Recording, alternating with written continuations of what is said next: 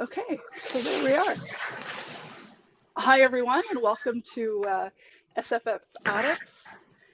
I'm going to be hosting this roundtable called Surviving the Writing Slog. My name is Krystle Matar. I am the author of two giant books. Legacy of the Brightwash, which is a Super Cool finalist. And this one was my slog, Legacy of Brick and Bone. This is the one that nearly killed me. It's why I thought of this topic. So I thought first I'd go around really quick and let you guys introduce yourselves, and then we can jump in. So MJ, if you want to go first. Yeah. Since you're right beside me. Right? I always wonder if everyone's screens look the same. Right. For all of us, right? Or if we're in like a different order. Yeah, when am I coming up? I don't know. But yeah, so hi, I'm MJ Kuhn. So I am the author. Well, first of all, I'm the regular co-host of the audio show of SFFaddicts. So if you guys, come hang out and check us out more. If this is your first introduction to SFFaddicts, we have so much fun over there. But yeah, so I am the author of Among Thieves, which is a fantasy heist story. And the sequel actually comes out in just over a month, July 25th. That's really exciting. Comes out. So yeah, I'm super stoked about that. But yeah, so neither of these actually, funnily enough, was much of a slog. Oh, lucky. So many of the ones since then have been a slog. Oh, so, no. I have plenty to talk about there. Don't you worry. But yeah, there you go. How about you, Ed, if you want to follow up? So I'm Ed McDonald. I'm the author of the Raven's Mark trilogy, starts with Blackwing.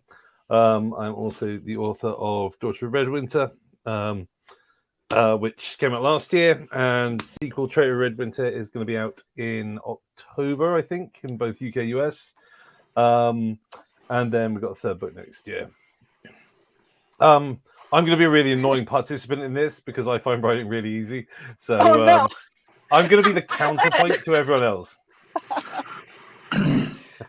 That's fair. Counterpoints are good. That's part of a good discussion. How about you, Justin? Balanced. Yeah. One of us can say nice things about writing. That's what I was going to say. He'll keep us from getting too negative over here. I am the author of Master of Sorrows, Book 1 of the Silent Gods, as well as Master Artificer, Book 2 of the Silent Gods, and I have a novelette in The King Must Fall by Grimdark Magazine called The Day the Gods Went Silent. And I'm working on Master of the Fallen, which is my third book in the Silent Gods series. So. Is it going to be red like that? It is. That's exactly what it looks like. It's blood red with that's very ominous. Bronze foil. Went from gold to silver to bronze. Last one's going to be bone white with copper foil. So. Wow. Very cool. Really gorgeous cover. And outlining is easy for me. Editing is easy for me. Writing. Justin, you and me, we're vibing right now. That's how I feel. I'm always like, well, editing's the fun part. The first draft is a waking nightmare from the first moment till the end, for the most part. But yeah, editing's fun. I find that drafting is easy in that I can produce a lot of words quickly, and revising once I know what I want is fun. It's bridging the gap between the two. That's where I get really stuck, where it's like, okay, what do I do with this giant pile of words that I've written? And what am I actually trying to say? Like, this is garbage. Bridging the gap between writing something and knowing what I want it to say that's where I really fell down, specifically with Brick and Bone. So I guess on that note, we can transition pretty easily into kind of talking about just what your writing routine looks like, just on the surface. Like, are you an everyday type person, or are you squeezing it in around crazy schedules and, whatever it is that got you your books? I'm sure people would like to hear about them. And I'm going to go the reverse way this time and start with Justin. Putting you on the spot. No, I'm fine. I know exactly what my routine is. It's very easy to explain. Yeah, good. It's not very. So before COVID, it was actually very consistent because I would take my kids to school, and my youngest I would take to the gym, the rec center, and we'd play for like half hour, and then I'd put him into the daycare, and I'd write for like 2 to 4 hours. And usually after like an hour, maybe 45 minutes, I would fall asleep for like half an hour. Because I've got ADHD, my brain likes to shut me down as soon as I try to get writing done. But I discovered if I have my laptop in my lap and I fall asleep for like 20 minutes to an hour, and I just embrace it, when I wake up, I can write. I can write solidly for like 3 hours, and it's fantastic. And honestly, like the editing process is not the Master of Artificer. Me and Jillian, we edited that in 6 weeks, and that was like 1,200 pages when I handed it to her. And that was including the back and forth. But writing now, after COVID, during COVID, has been a slog. Yeah. So now I write for about an hour every Saturday at my Shut Up and Write events that I host in Cedar City. And the rest of the time I attempt to write periodically throughout the day, and usually I fall asleep and I don't get it. So. And the hack isn't working for you anymore? Yeah, it should in theory, but maybe I'm just not putting it. I don't have the same structure in place that I used to have. So I don't have reasons to go to the gym and sit at the rec center in my chair with my kid in daycare. So I'm just I can go anywhere and do anything, and it's easy to get distracted. And when I'm not distracted, I fall asleep. So. That's very relatable, actually.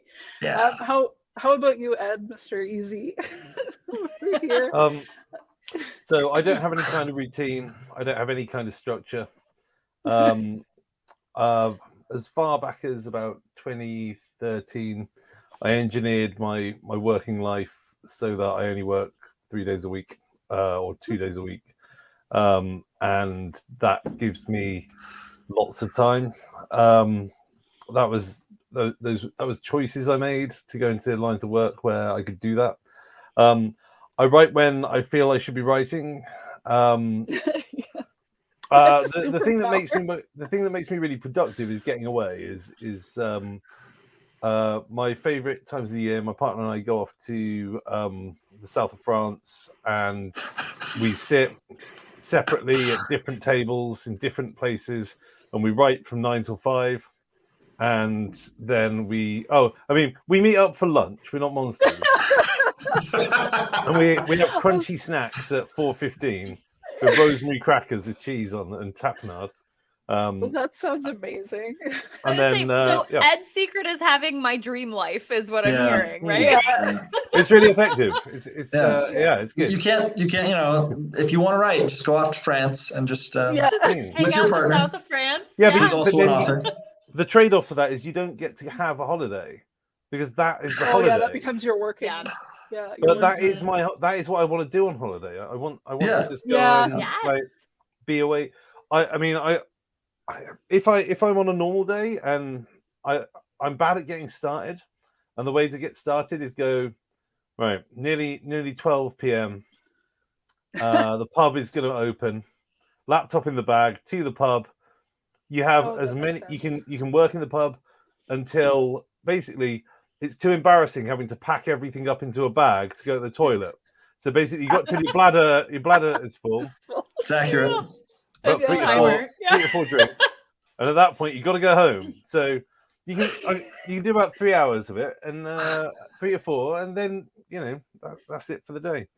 But I think part of what makes it easier for me than some other people is I don't believe in editing while I write. I don't believe in going back over anything until you finish the book. And don't worry if it's a pile of crap, and most of it will be.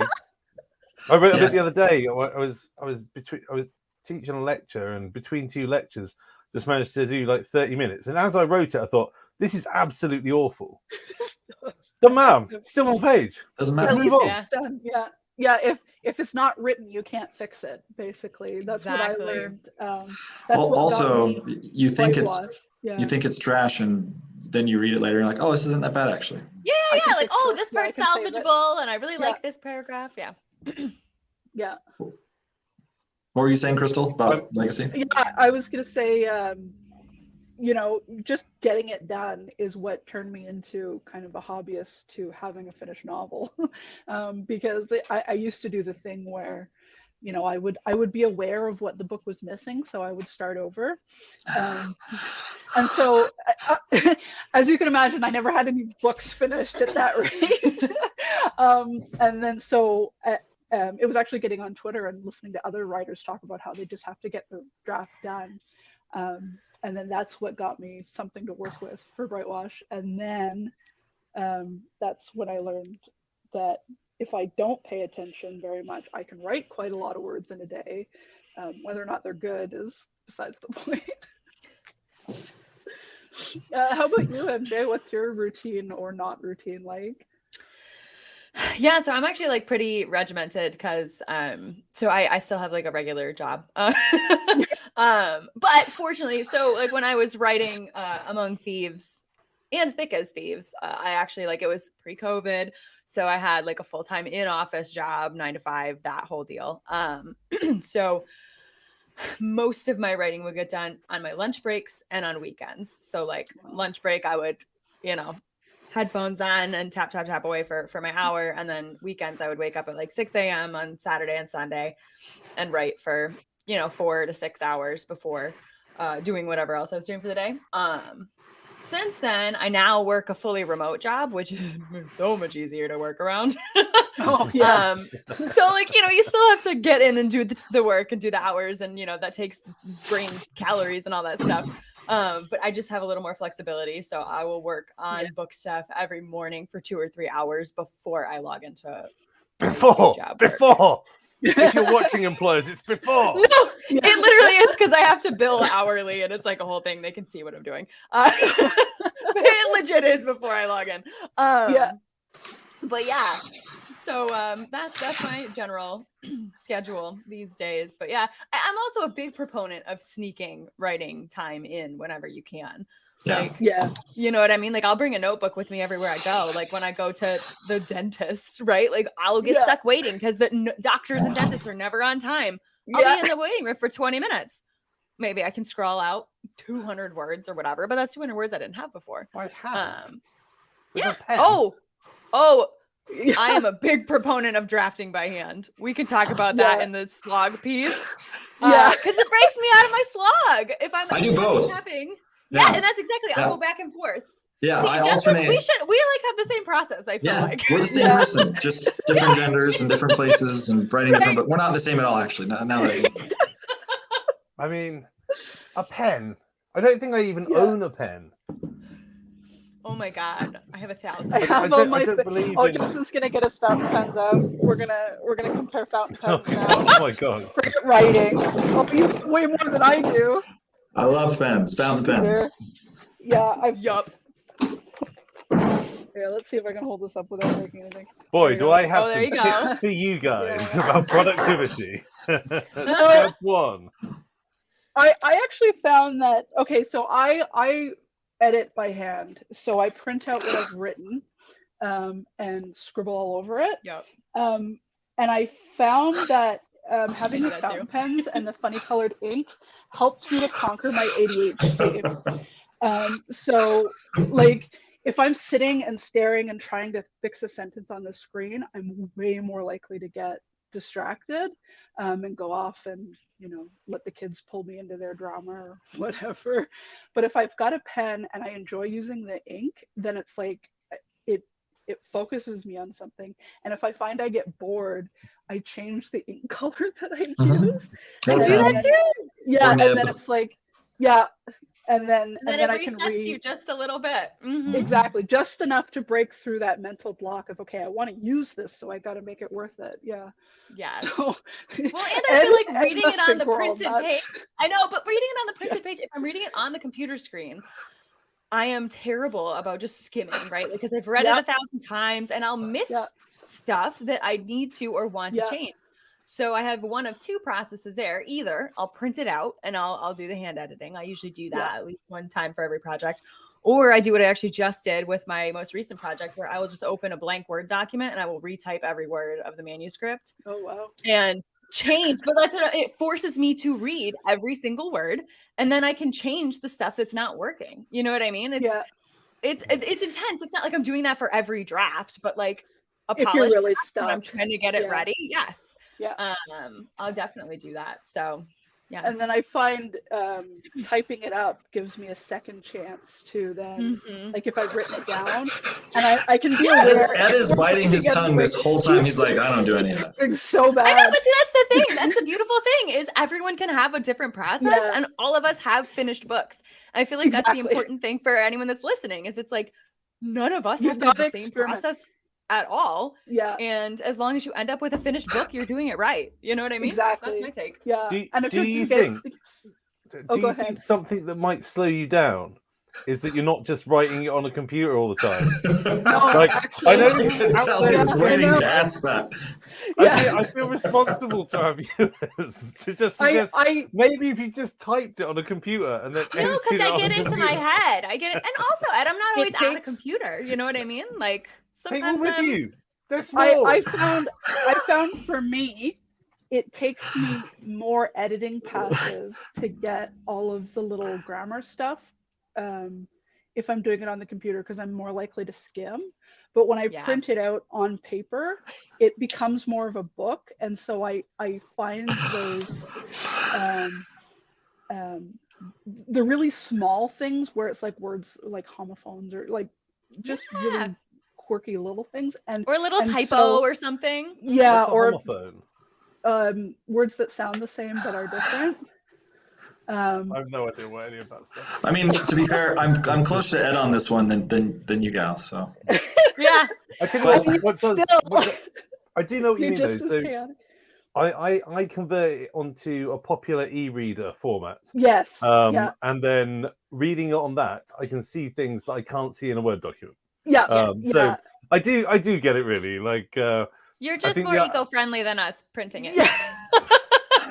yeah, my electricity, my triple screening is probably not doing too much good for the environment. Yeah, we probably even out eventually. I only use pens for notes, but when I'm drafting, I write in Scrivener for Yeah.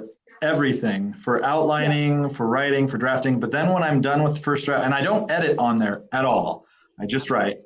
But when I have to edit, I take everything from Scrivener and I move it to Word, and I use my my iPad. Oh, I don't even edit after that. I just send it to my editor, and I'm like, here you go. I never looked at everything. now. It's done, because I trust my writing process because it's so slow. And then she sends me the notes and she's like, this is great. And all the stuff she likes is the stuff I haven't edited at all. Like I only looked at once. That's her Now favorite you're stuff. bragging. And I'm like, why do I even bother editing? Like, this is pointless. So I stop editing. And then when she sends it to me, then I correct it on my iPad with my pen. But I only Okay. use my little electronic pen to edit and add notes when I'm doing the revisions at the very end, right before the book is sent to the copy editor. And that's the only time I do that. Otherwise, I'm just making notes in my journals or I'm writing in Scrivener. That's it.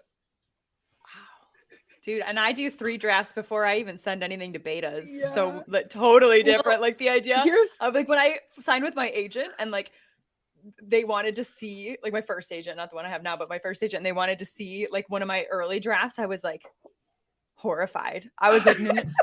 no. It is. You don't exactly. That's the thing, is it's like it is a steaming pile of nonsense for the first definitely 1 draft, usually at least 2, and then Yeah. by draft 3 maybe it makes vaguely some sense, because I'll have in the first draft I also don't go back and edit while I'm writing, because if I Yeah. do I will never finish. So as I'm Yeah. drafting, sometimes I'll get to a point where God, I killed someone off in Act 1 and I need them, so well, they're magically alive again. I'll fix it later.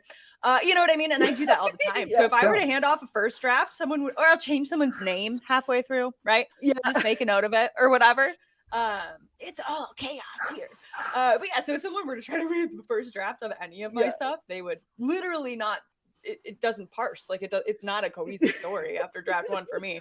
But yeah, So crazy. on that note, Alicia has asked a question that MJ you've now kind of accidentally answered, so I'm gonna pull it up. Do you guys ever have live readers as you write, or does that help or hinder you? So MJ's answer is, God, no. Please no. Please don't witness my shame. Yeah. How about you, Ed? I know you said your first drafts are pretty messy, but like, do you find you get people involved pretty early, or does that wait till the end? So people who know me from social media will know that my partner is Katrina Ward, also an author. When I finished it, when I've edited it myself, she reads it, gives me some notes, I edit it again, then it's off. I've never had a beta reader other than her. I don't really think it would help me. I bet it helps though that she's a writer too. Well, that's what I was gonna say. If she wasn't a writer, yeah. If she wasn't a writer, then I wouldn't even ask her to look at it. If I'm honest. People's opinions are too different. You see when a book comes out that some people who loved book one don't like book two, and some people who didn't like book one love book two, and some people love both or hate both. Like, so for me, I don't think it would be valuable. Also, I typically have 2 to 3 editors, usually 3 editors working on my books. So I get plenty of feedback from those guys. Justin, I guess you kind of answered it too, that you're ready to send it off, not so much as you write, but after. Yeah, because I've learned through sad experience, because in addition to ADHD, I have OCD, so I'm like, I am very meticulous about making sure, like, I'll do 12 outlines of a book while I'm writing it, but I don't revise the book. I revise the outlines as I go. And I'm very meticulous about making sure what I write makes sense and is fairly clean. In fact, I've been told by my editor that, like, it's one of the cleaner copies she gets from compared to other authors. I'm like, well, what are other people sending me? Like, I don't understand how this is how you write a book, right? Like, you have to, it has to look good. Otherwise people think you're a bad author, right? This is the way to do it, right? Am I doing it wrong? What's going on? And then of course, Ed writes really fast, and he tells me his first draft is not great, and I'm thinking, maybe I'm doing this wrong. Maybe I need to change what I'm doing. You're getting books done, you're doing it right. But when I do send it off to the editor, I don't have beta readers, but I do have like 5 or 6 people that I trust, that I have good opinions, that are not necessarily authors, but maybe some of them are, but usually they're like friends I grew up with, people at Harvard who are avid fantasy readers, book bloggers, and I will send some of them the first draft at the same time I send to my editor. And so when my editor sends me her notes, I also take all the notes from all my other readers, and I'll take all of those and put that into my revisions. But that's it. Like, that's that. Then I send it to the copy editor and we're done. So. Yeah. Well, that's, I think, having multiple beta readers, because to Ed's point, like, there's no one opinion. Like, when I used to read my own reviews, which I don't anymore because I care about my mental health. But when I used to read them, I would have, some people, like, one comment that was like, God, this, the characters felt flat and and then the next comment is, oh my gosh, these characters are so vivid, right? So you can't, whatever. But if you get a pool of beta readers, that's why I always have like 3 or 4. And then you kind of take the aggregate of all the stuff.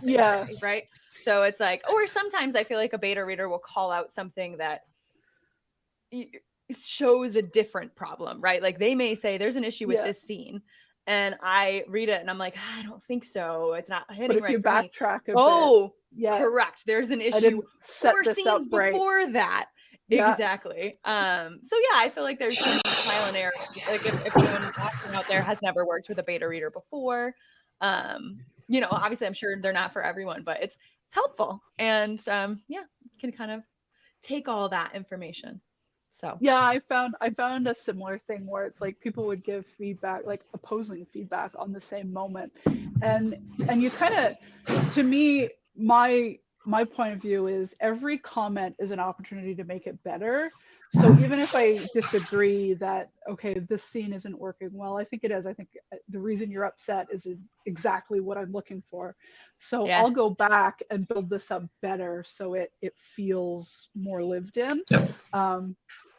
So yeah, it is helpful to have somebody feeding back so that you can make decisions as you go, depending on where you are in your process. But at the same time, too much, or somebody who like maybe doesn't read the same kind of books that you're writing towards, could really be detrimental. So you want to be careful as you're figuring it out, like who you're reaching out to, because it's like, if you know, I'm sure, Justin, if you sent it to somebody who read mostly cozy fantasy, they would be really unhappy with your books and suggest a whole bunch of changes that make absolutely no sense. But which I would ignore, because I'd be like, that's exactly, that's what I'm not writing. what that's exactly. not what you're looking for, right? Yeah. I can vibe pretty quickly which people have comments that are helpful and which people understand like what your voice is, what you're trying to go for, and when they provide commentary that helps build towards that self-actualized version of your book, you're like, yes, that's exactly right. That's what I need right here. But otherwise, when they're like, I really think maybe you should try that, and you're like, do you know? Sure? Have you read my books? Do you know read this genre? Yeah, like, I'm not writing that. That's a terrible idea. Go away.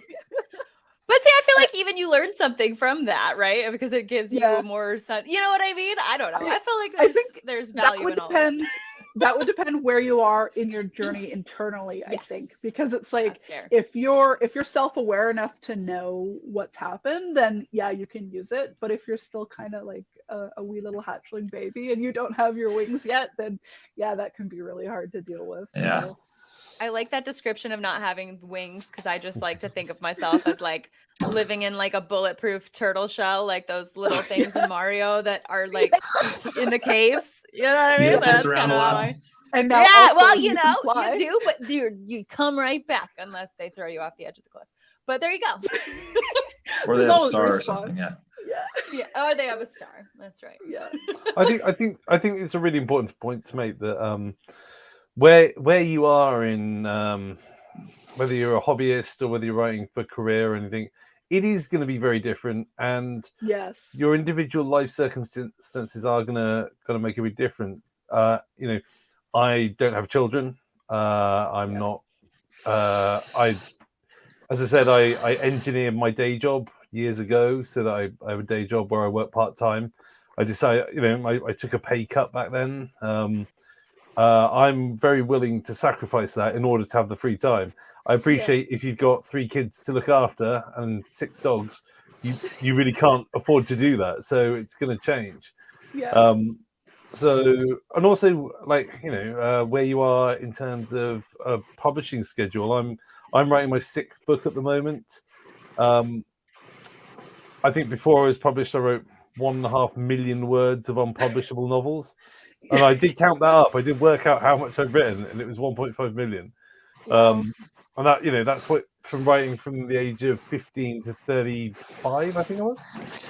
So, of course, it's going to make a big difference to how you approach any of it. And there is not going to be a one-size-fits-all category.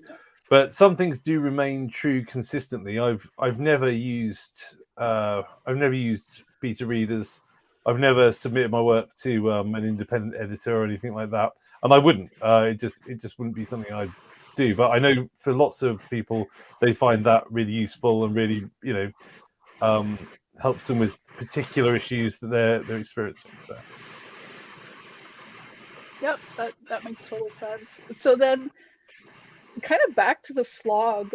When I was posting about this on Instagram, I got some people responding in my stories talking about how they feel guilty about doing things like taking breaks, and that felt kind of tragic and heartbreaking to me.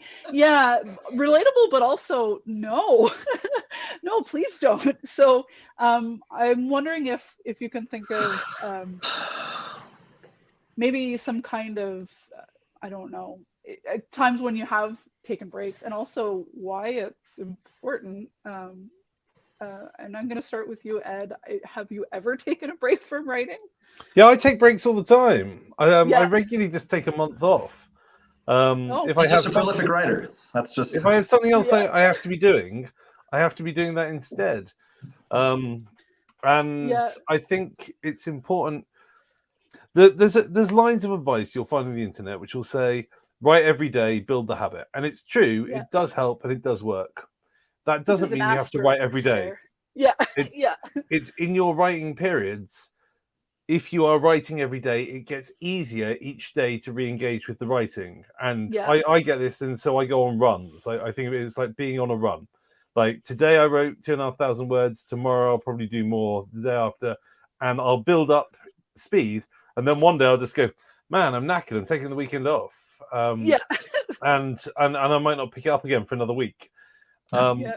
And I think if it's just become something that is actually a daily grind to you, you're not going to produce anything good. Yeah. Like get outside, go and look at something green, like climb a steep hill, like see some water, like talk to people you wouldn't normally meet. I really think small village. Just destroy a small village. I find Find a small dragon villages egg. largely a waste of time. I would go for medium-sized villages and up. They take too much time away from your writing. Mhm.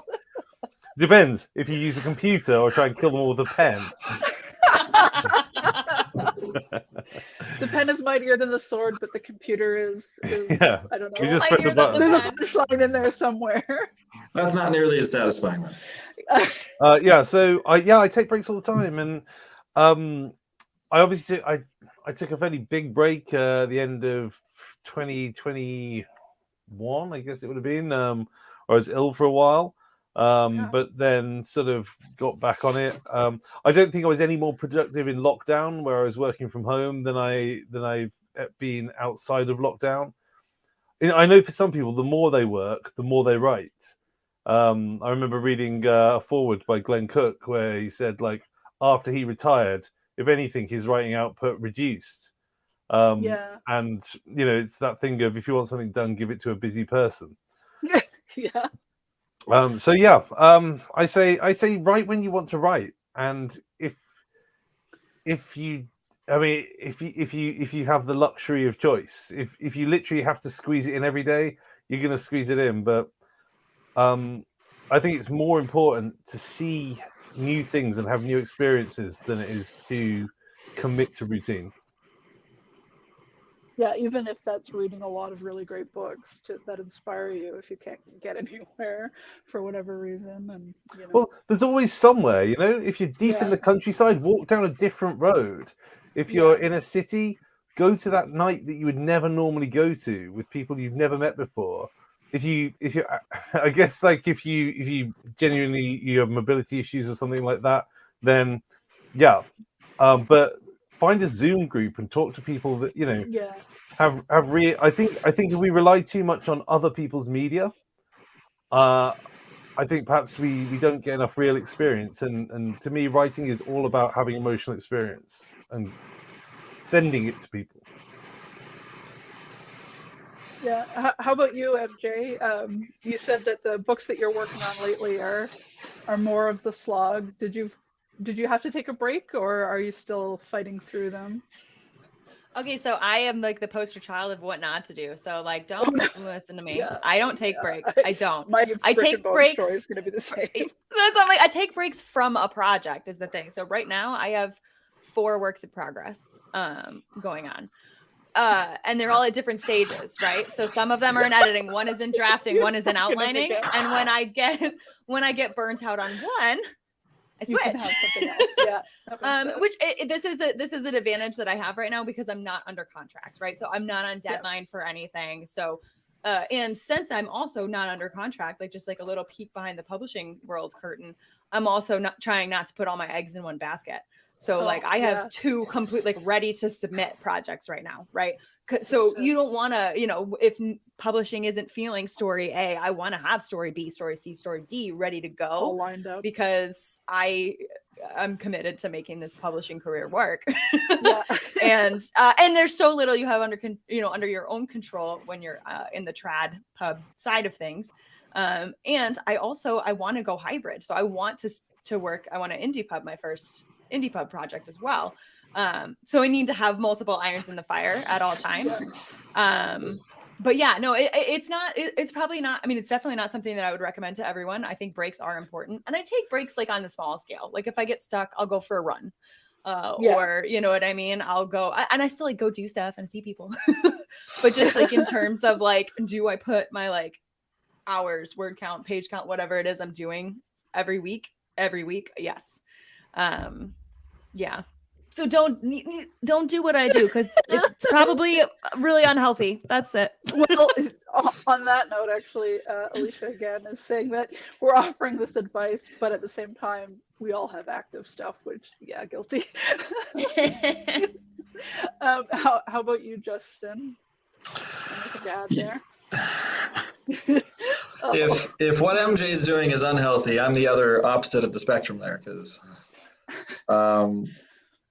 yeah, I think that when I don't know, I think I tried to write every day at a certain point. Once COVID hit, things kind of went out the window, because it was like my kids were in the house all the time, and I was taking care of them and helping them with schoolwork and remodeling a house. Then I went through divorce and finding a new job and moving to a new city. And moving twice. There was like forest fires. All these crazy things were going on. And it was like, I do not have the bandwidth to write words about this thing that I love, that I know really well, that I've been working on for 15, 20 years. So I would, even when I would sit down to write, I would find it impossible to do so. I just had too much that was filling up the brain space. Now I have less going on. I'm teaching just like one class here at the university, and for the summer, I'm teaching at 5 in the fall. But yeah, I try to keep a little bit more of a part-time schedule, kind of like Ed, so I can have a little more flexibility. I try to keep more balance in terms of seeing friends and family, and not being a recluse who does nothing. But when I am writing, I tend to have writing goals, and words are extremely important. Like when you have a word count goal and you're like, I am going to write this many words today, and I did. And you aren't allowed to go back and edit yourself. You aren't allowed, even the words are like, I hate everything I just wrote. I will like go through and I'll do a strike through, but I'll leave the words there because they still count. Because I know I wrote them, and they're still there. And then later on, I'll go and take those out. But I still, because I'm OCD, I'm like, well, I got to put that strike through so I remember that was garbage and I'm going to fix it later. but I'll get my words in, or get 2/3 of the words that I was planning. It doesn't matter. Like, goals are there so that you commit to something and you deliver something. If you don't have goals, you're like, well, if I feel like writing today, well, you won't. I know that because I've been doing that for the last 2 years. But when you're like, I have to be in this place and I have to stick to this routine, either because somebody else is counting on me or because I've made a commitment to myself and I'm going to do it, then you will. You might not meet your goal. And if you're me, you almost definitely won't, because you always set goals that are higher than you should. And then you feel disappointed and feel bad. But you still get the words done, and eventually through accretion, it gets done. So take breaks, and don't feel bad about your word count. I know a lot of authors are like, I wrote 3,000 words today, or I wrote 2,500 today, and I'm like, that's great, that's wonderful. Maybe you're Ed, I don't know. But I'm like, if I got 1,500 in, I'm like, that was a good day for me. I am doing well, and that was before COVID, and now I'm like, hey, I got 500 words in today. I feel great. That's fantastic. The other day I wrote 700 words in 40 minutes, and I was like, well, that's really why can't I do this every day? Why don't I do? What is going on here? Something is different. It's a sign that it's starting to come back a bit for you. There you go. Yeah, that's what I'm hoping. I feel like I'm at that cusp right now in terms of like I'm coming out of a slog. So that's good. Ed, you were gonna add something. I was just wondering, just to sort of answer that, I was just wondering what you would set yourself as a daily target if you're on a day where you had no other responsibilities. What would you aim for? Yeah, and say 1,500 maybe. Is that right? For me? Just yeah. In theory, yeah, and then I'd get probably 500. But once I get up to 1,500, then I'd move my goal and I'd say, okay, now I'm going to go through for 3,000, or Yep, 2,500. I do Something. that too. Yeah. Yeah. So I'm never satisfied with the minimum. If I hit 500, for example, I'm not going to knock off and be like, great, I'm done. If I hit 500, I'm like, great. So I'm writing. I'm going to keep going. I'm going to do more. In fact, one of the reasons I like my Shut Up and Write events is because I have to be at a certain place at a certain time to write. And other people are going to be there. They're expecting me to host the event. So I'm going to be there. I'm planning on it. I'm going to write. I have 1 hour. I'm going to do it. And then when the event's done, it's like, well, I'm at a coffee house and I've been writing and I'm in the groove. So why not keep writing? Except that kind of backfired because like one of my students started coming and they have to walk to the event and they're like 20 minutes away, like walking. So I started giving them rides and then I stopped writing and I'm like, what am I doing? I am sabotaging myself. So, but yeah, 1,500 is probably what I would go for as a goal if I, in theory, if I didn't have anything else going for the day. Why? What about you, Ed? How about everyone else? Yeah. Well, my word count goals have changed. Like when I was younger and more hopeful in life, I would aim for 2,000 to 3,000 words in a day, whatever. And then my day job got more intense, right? It was like I have been moving into different roles that require more brain power to do, and you know what I mean. You have less mental calories left over to write, and then COVID happened. Oh my god, right? And then everything fell apart for everybody. So I feel like I do kind of I agree with Justin. I'll aim these days. It's more like 1,500, but there was a period in like deep COVID times, like in 2020, where I was like 250 words. That's it. Like, just please, for the love of God, write something. You know what I mean?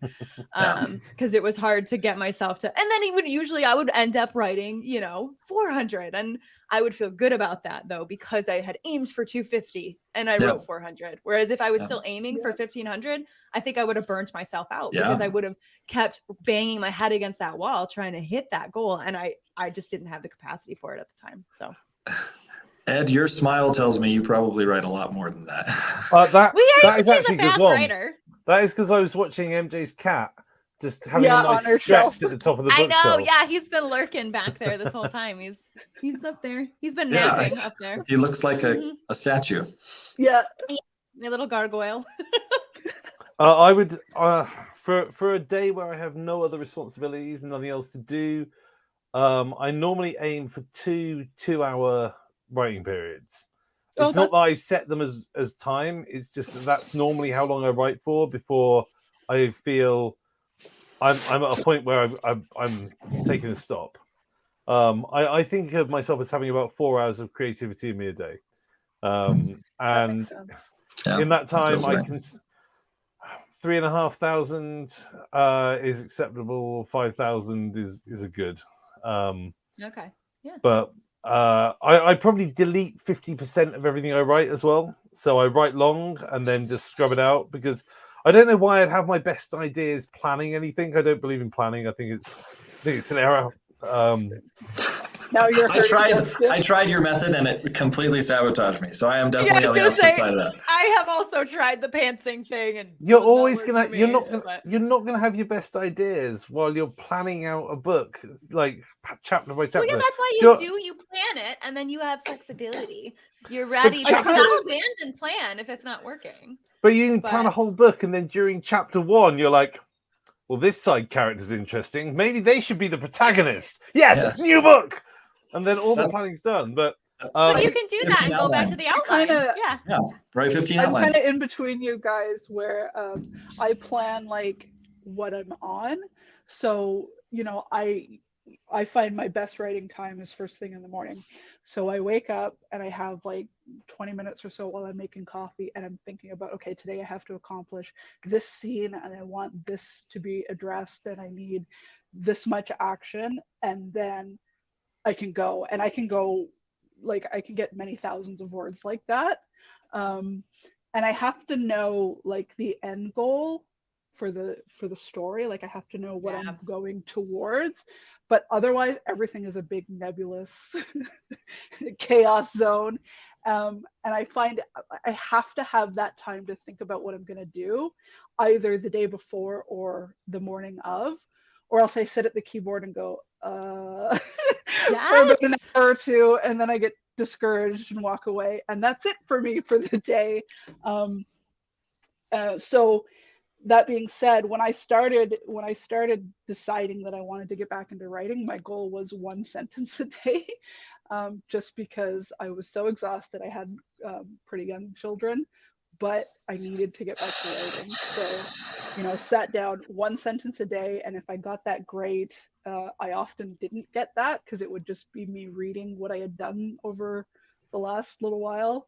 And it builds, like you said, and that momentum built to a point where when I was doing the last pass on Brick and Bone, I was easily doing 7,000 words a day, and up to 10. Now, however, I'm really burnt out now. So that's my hyper focus kicking in, and I, forget to have meals and stuff, which is probably also not healthy. But the other side of that is now I have to start a new project eventually, and I'm just really tired, and I feel like I'm back to, okay, if I can start doing 1 sentence a day, I'm gonna do really well. But see, that's the thing. It worked for you last time. Like, why not try that again? It worked. Yeah. I got the book out on deadline. I squeaked past the Amazon. I guess I'm the only self-published author here. So for those of you that don't know, if you put a pre-order up on Amazon, they will lock you out of the file 3 days before your launch day, because they don't want you in there messing with it 3 days before, because that's like the maximum amount of time they need to upload it to the system. So Brick and Bone released the 25th of April, and so I was locked out on the 22nd, and I uploaded the final draft proofread on the 21st. There you go. That's why I had to do 10,000 words a day. I had no choice because I set too hard of a deadline for myself. Now Justin's shaking his head at me. I've broken both Ed and Justin today. I think it's good. I mean, I always write the last 30,000 words of a book in 4 days. I desperately need a deadline. Always. Yeah. Because if I have no deadline, but that's just the end, because once you get to the end of the book, it's just it's a sprint. Reveal, betrayal, reveal. Everyone dies. Hero walks out. Poignant moment. Melancholy. Done. Book. Everywhere. Everyone dies. Riots in the streets. Yeah. The last third of a book is dominoes is the hard part at the beginning, but then once you have the momentum to knock them down, that's my sweet spot. I love that feeling. Yes, that's why I spend so long writing the first third of a book, and then so that you can... normal amount for the second third, and then the last third is like just an avalanche. Beginnings are easy, middles are hard. That's what I find. I was gonna say for the first like 10, 15,000 words of a new book, I'm always like, oh my God, I'm a genius. This is the best thing I ever wrote. Like, it feels great. And then I get to the middle where I have to actually start paying you know what I mean? I'm not just setting stuff up. Now I have to actually start to knit a little more. And I'm like, oh God, I broke everything. It's terrible now, So when I get to that point where everybody else is like, oh no, I'm like, my reaction is like, I think I've outlined too much. I'm not going to be able to fit it all in. Oh, yeah. I need to change the outline again, because otherwise I'm not going to finish the book where it needs to end. Yeah. I have a problem. This is a problem. That's what that is my problem. With a real chonker that's 1,200 pages or something. We do. That's what I turned in for my last book. Yeah. There you go. Rewrite hefty babies, and we both have to I thought I was going to get a few more plot points into Brick and Bone than I did, but I was like, I don't think Amazon will print this book if I keep going. I'm gonna have to stop. So I had to reverse engineer a satisfying ending. So that's I got 90,000 words into one book and then realized I didn't have an antagonist. Oh no. The characters are just wandering around having a lovely soap opera with each other. And I was like, I'm sure something's meant to happen in this book. That is the hazard of pantsing, though. Yeah. Sorry, I can't even think. Yeah. I can't even imagine what that's like. That's like having that disorder where you can't make images in your head. That Yep. Yeah, aphantasia. Christopher Rocchio has that. Yeah. I don't even know what that's like. I can't imagine that. Yeah, well, I say the one time I tried pantsing, I had like that same situation where I got like 60,000 words in and was like, this is going absolutely, I have no idea where this is going, right? Like, I don't know. But like, you know what I mean? It's to your point about getting great ideas when you are just kind of letting it flow.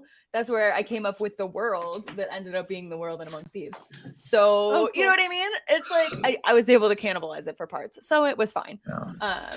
But yeah, no, I'm usually like a really intense outliner. And then like one of the ways that I combat the slog is every time, because you know, the middle is a slog for me with pretty much every project. When I'm writing, I will, you know, I never stop writing for the day at the end of a scene or the end of a chapter, ever. I will always start the next so that the ball is rolling when I sit down tomorrow. Like and Hemingway. then if I'm, oh, sure. I didn't know that was a thing that he did, but yes, perfect. I'm just like Hemingway, guys. Yeah. But then the other thing that I'll do if I'm really like struggling is, oh, sorry, I have a cat on my lap now, is I will write 3 or 4 bullet points of what I'm going to write tomorrow before I actually stand up. So I'll be like, okay, this is where I ended today. Tomorrow, remember, you got to write this conversation, this, you know, argument, this whatever, blah, blah, blah, blah, blah. It just helps me because then when I sit down, I'm not staring at a blinker. You know what I mean? Yep. I am like, I have, exactly. oh, this is my like assignment for the day. Thanks, past MJ. Like, so yeah, that's, I mean, that's all I'll do there. Yeah, so far that's been the extent of my planning, that sort of thing. I'll have three goals for every chapter, and I'll have all the chapters outlined for my book and the next 10 books, and then I'll just not write anything after that. So. But when you do, you're ready. It's all there. I can stop at any point. It's like, I know it's connect the dots at this point. I know everything. And then if I go off rails, it's like, oh, that's easy. I'll just make another outline and then add another 12 outlines and it's fine. Add more outlines. Yeah. Right. Well, I feel like with my multiple works in progress at the same time, the only reason why I feel secure switching gears like that is because I do outline. Because if I didn't, I wouldn't have, you know what I mean? You'd lose the thread of the story you were telling. And then once you jumped back into it, it would be like, oh God, I have to like reacclimate myself.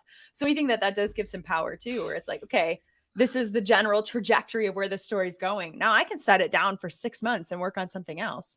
And when I pick it back up, I can be like, oh yeah. I know what I was going to do here. Yeah, thanks. You know what I mean? Yeah. So that makes sense with your juggling. That makes a lot of sense with your juggling. Cause then, like you said, if you have to set it down, you'd forget. You'd have to reread everything you'd written so far, and it'd take forever.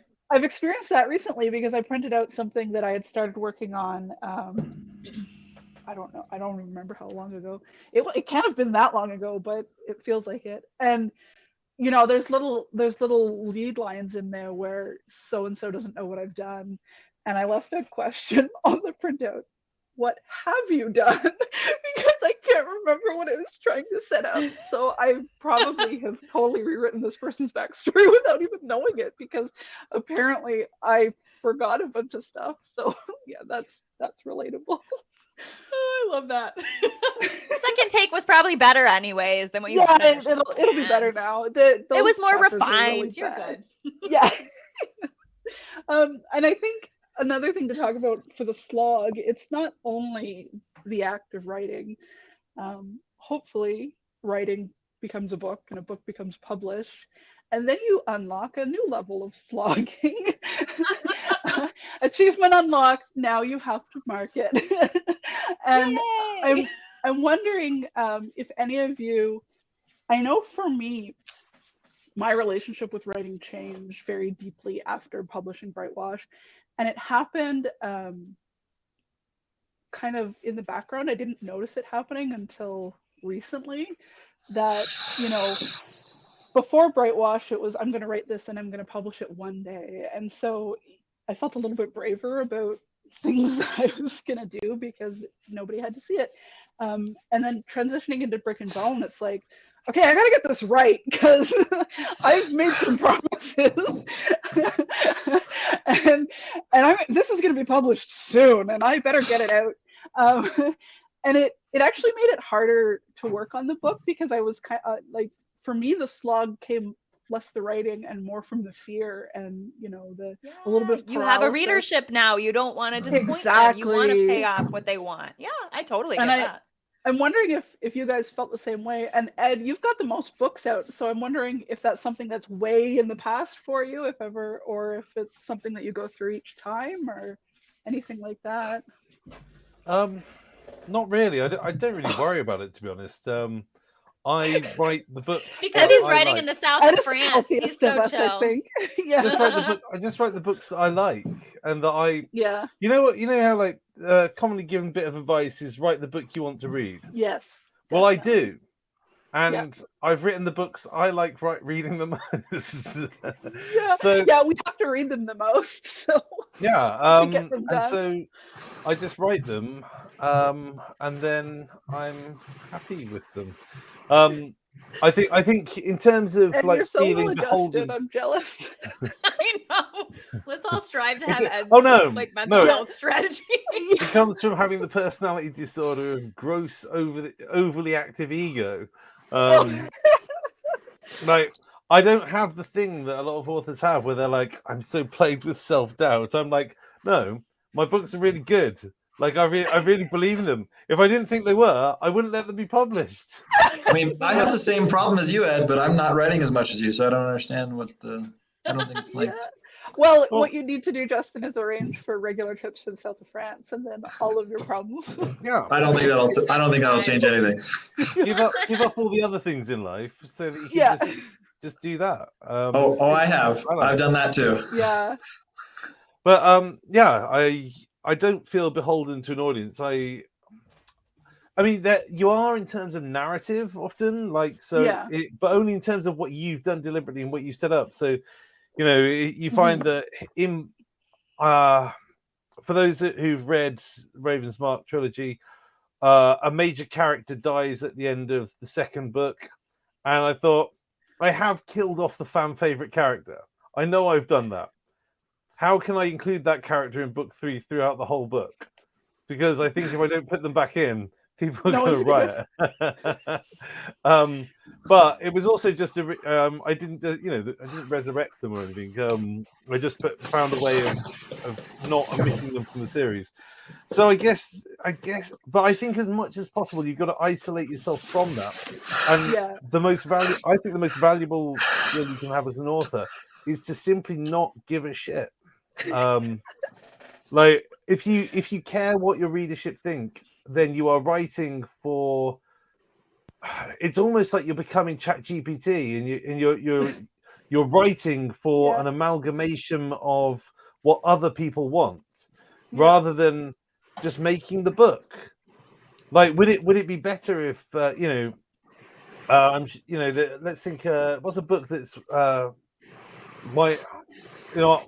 never widely criticize anyone else's books in the stream.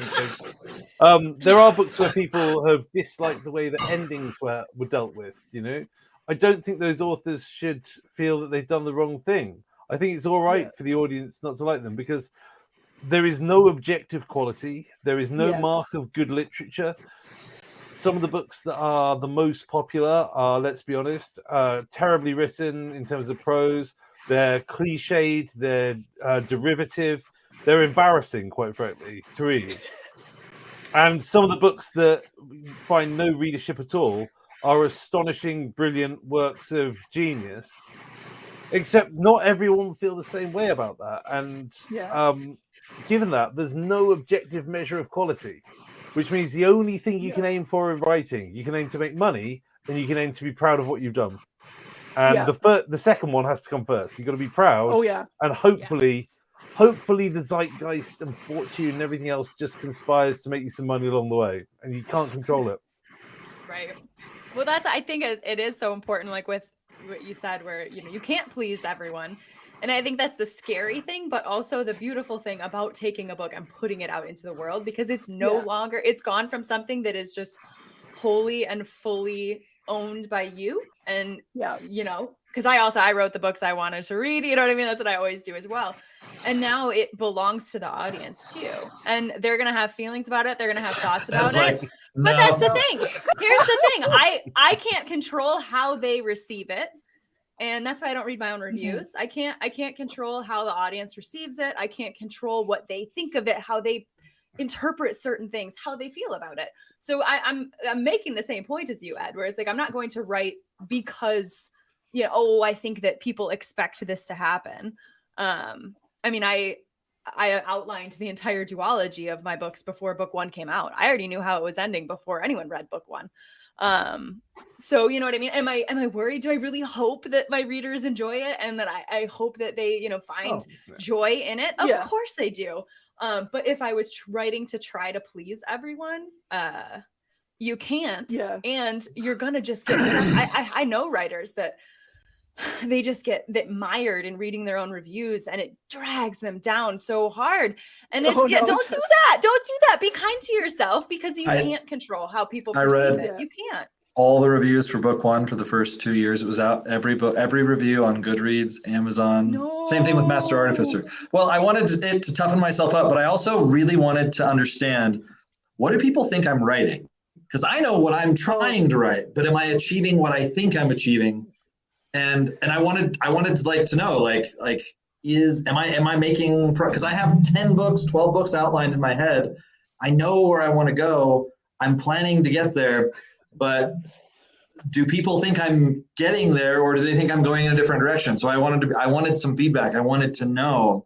And I got that feedback. It was like, okay, so, I had no idea I wrote dark epic fantasy until I published book 1. People were like, oh, this is dark epic fantasy. And then people were like, oh, it's grimdark. I was like, I don't know what, I'm just You start seeing the tags on your Amazon page, and you're like, oh, interesting. I didn't know that's what I write. Okay.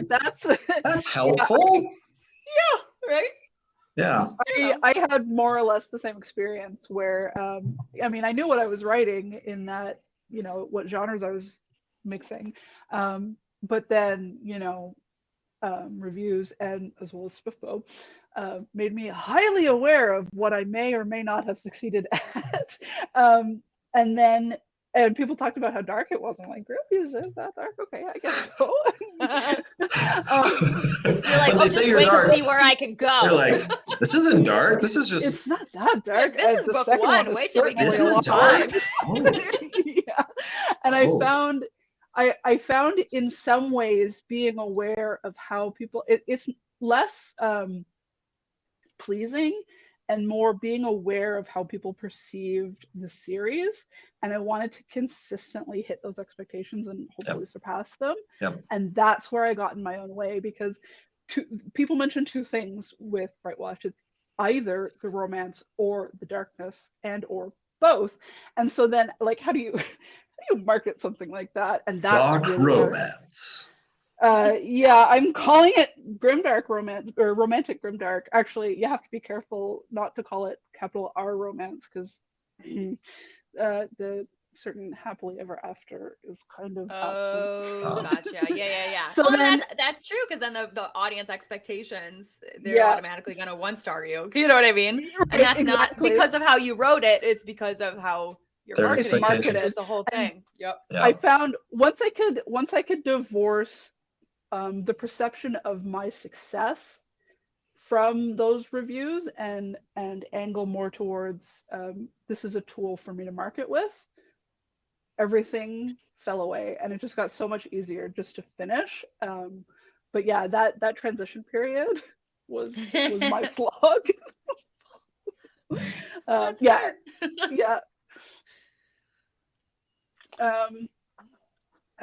I guess, hang on.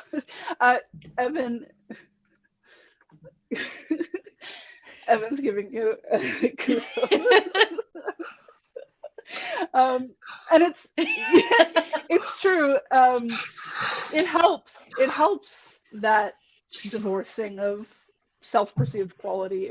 If you're writing something that you care about, then at least you can stand behind that as a decision, whether or not people agree with you. It's like, I get where they're coming from, but I made this decision on purpose, and that helps.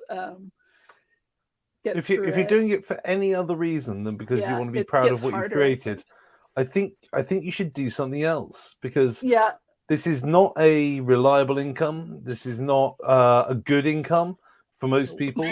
It's the main thing that generates success in literature, first of all, there is a base level of talent that you have to be displaying, but at the same time, you hit the right moment with the right book, and it requires you to get lucky in order to have that. Yes. Go and do an economics degree, go and work in the city, go and be a stockbroker for 10 years, make all your money there, and then quit, and then live off what you've made and write books for fun. That's a better plan. Yeah. And there's also more marketable or more marked definitions of success in some of those other, because if you're doing it for success, I don't know, man, like it's so hard to measure success. What does it even mean? Moving goalposts, man. Successful? Yeah.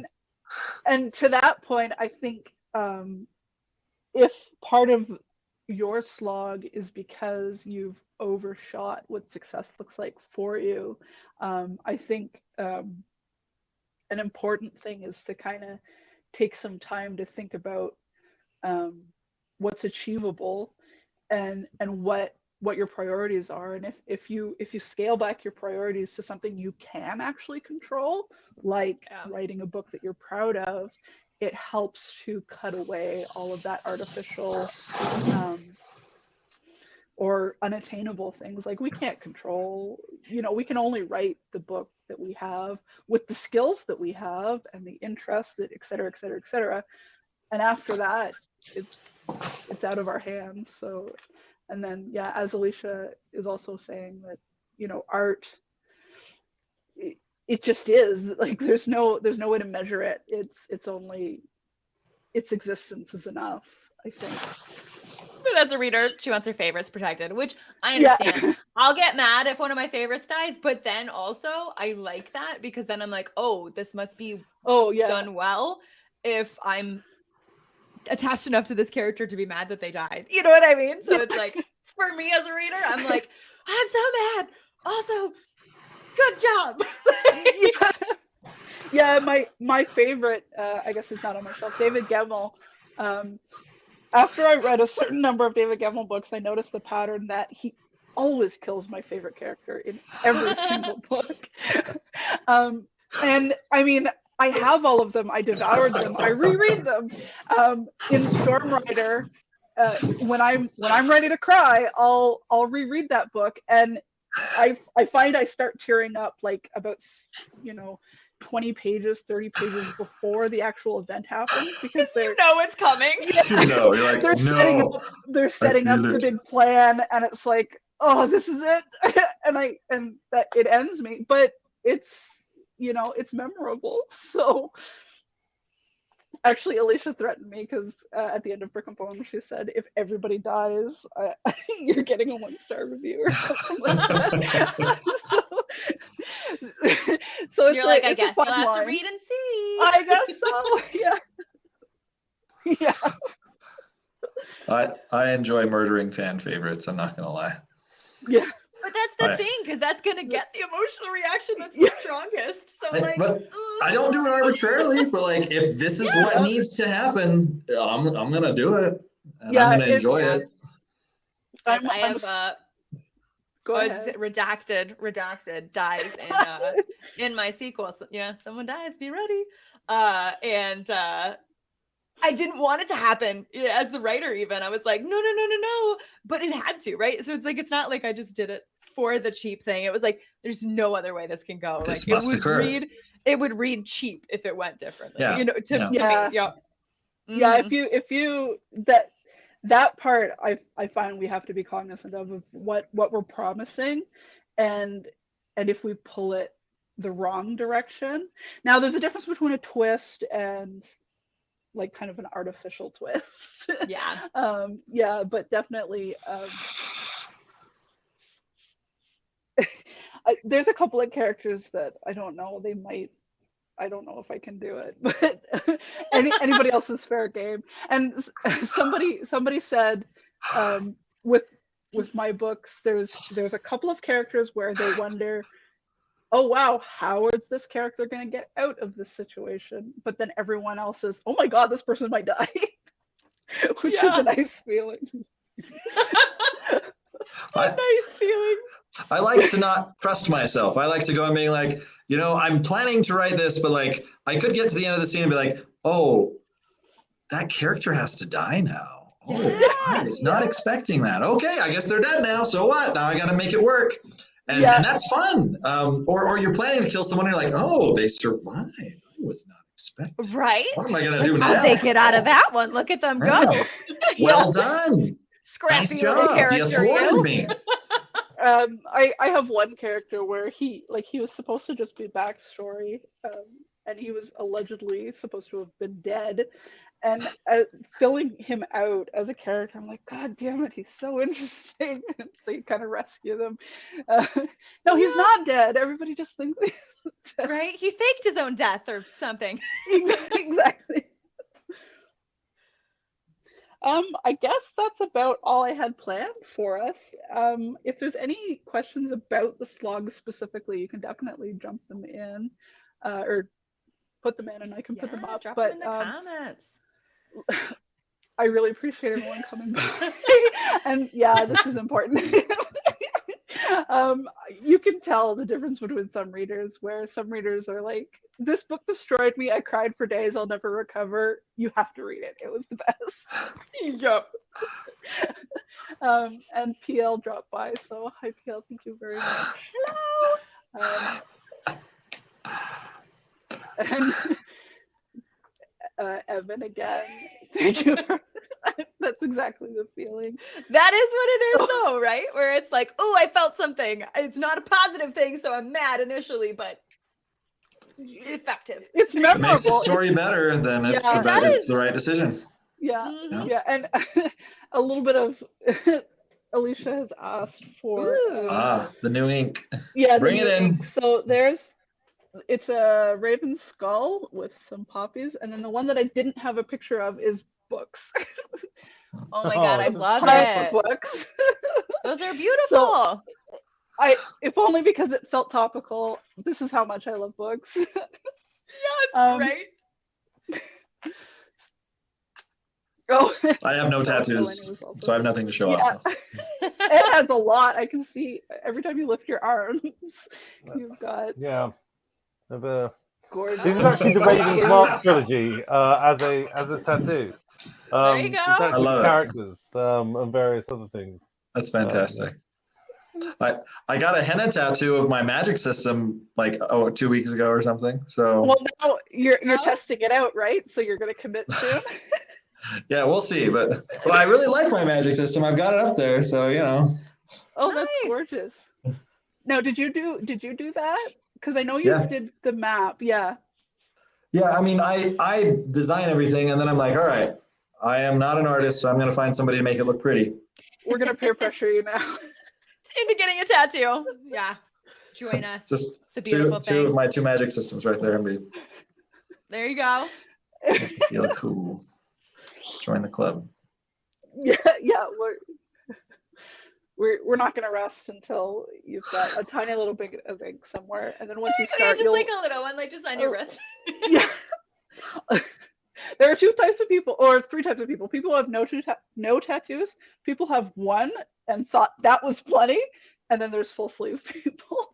Yeah, well, I'm working on my sleeve. I got Yes. I got one, but that was the thing. It was like the first tattoo that I got. I was like, it took me like 4 years to get it, and I was like questioning myself every time, and like I don't know if I should do it. And then like since then, I'm like, ooh, I just booked a new tattoo appointment. Like, Yeah. I'm gonna get this thing, right? Because it's just the tats are the way. See, I had this all done over. I had this done over 5 sessions of 5 hours, and it was all one design, and that's it. That's just the one. Yeah. And that's it. You're satisfied now. So that's pretty special though for your own series. Yeah. Well, if you're gonna get inked, get something you think you'll never regret. Yeah, and that's 100%. a good one to keep. I I started the opposite way of MJ, where my first couple, I was like 17, 18. I had cash in my pocket and freedom. And I was gonna go get inked, and now I hate those tattoos. And in fact, No. these two have covered the really embarrassing ones. See, always a solution. I got them both done on the same day, just because it's like I have to get rid of these. I hate them so much, and now I have more books, so it's worth it. I love it. Okay, well, I guess that's about all for the slog and a extra tattoo session. Tattoo tour. Exactly. So what I'll do is we'll round up, and everybody can say where folks can find them. I know all of you are on Twitter, but otherwise, and I'm going to go the reverse of the introduction. So Justin, where can we find you, and what can we expect from you in the future? Yeah, let's see. I guess where all good books are sold. So it's on Audible, it's on Kindle, it's on Amazon, but it's also in bookstores. Gorgeous hardcovers. Yeah, if you can find the gold foil editions, those are still the best ones, but those are like the first editions and maybe second, and so now it's hard to find those. But yeah. If you're in the UK, Waterstones usually stocks it, and if you're in the US, Barnes and Noble probably doesn't stock it because I'm not as prolific here in the US as I am elsewhere. But ask them to order it, and then they'll get it for you. So it's true. Ask for it at your library, ask for it at the bookstore, ask for it anywhere, and then suddenly they'll be all over your town, and you'll be a hero. You got it. Do you have a website or just Twitter or? I need to update my website. It's like frozen right now.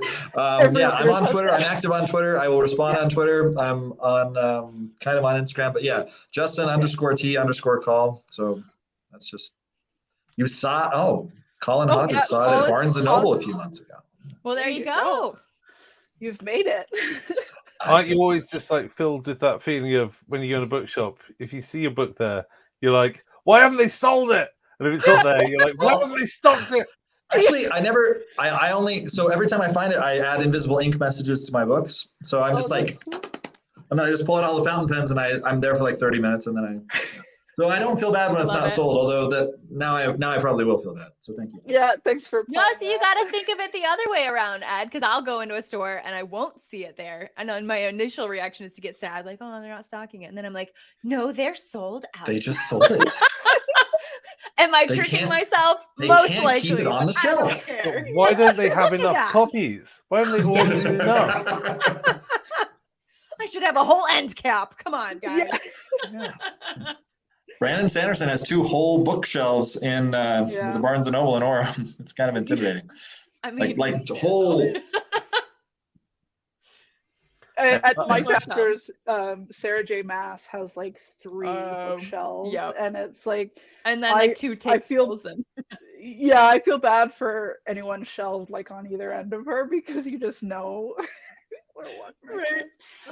How about you, Ed? Where can we find your stuff, and where can we find you? You can find me edmcdonaldwriting.com, Twitter at edmcdonaldtfk. You can find me on Instagram at edmcdonaldauthor. I've just started back up on Facebook. So if you're in various groups on Facebook, then we might might run into each other there. If you stalk me, then I probably won't. Maybe I'll notice. Depends how good you are. But Daughter of Redwinter, Ravensmark. You can buy them in bookshops. You can buy them where all the places where there are the books. But if I may say, for Daughter of Redwinter, Samara McLaren's audio narration. I wanted a Scottish narrator, and they weren't sure whether America would like a Scottish narrator, so they decided. They decided they'd partly it would be its first-person narrative, so they decided it would be narrated in sort of received pronunciation English accent, but with the dialogue in a Scottish accent. And they lasted about 25 minutes in the recording studio before they called me and said, "It's not working." So it's beautiful Scottish accent the whole way through. That's right. That's what we like. I recommend the Audible version. Yeah, that's definitely on my TBR now. I'm a sucker for a Scottish accent. I love the Scottish accent. Yeah. How about you, MJ? Yeah, so you can find me on all the socials. So Twitter, Instagram, TikTok, blah, blah, blah. At MJ Kuhn Books. Hi, Adrian. He was You can lurking, also find me supervising at me. SFF Addicts Pod with my bestie Adrian M. Gibson. We post episodes every Tuesday. So yeah, and then just mjkuhn.com and check out Among Thieves. Check out Thick as Thieves. You can pre-order it. I'm doing a promotional pre-order campaign with a local bookshop that is fantastic in my area, just a little indie store, and you get a freebie. And it's signed if you order it through them. So the links are all in my bios on all my socials. So check it out. And what's the release date for that one? Oh yeah, July 25th. It's coming up. Ooh, just over a month now. And I guess that leaves me. You can find me mostly being weird and inappropriate on Twitter at Krystle Matar. I have a website that I updated it in April when I launched my book. It's got maps on it, and it's got a character list so that people jumping into Brick and Bone are like, "Who's that again?" I've got it on the website. That's really it. I would say Facebook, but I don't like Facebook. I guess I'm on Instagram too.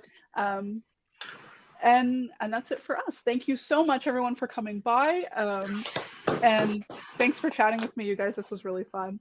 Yeah, and thank you for making us hosting. feel- This has been so fun. Thank you for making us feel deeply unhealthy, Ed. I just have a goal now.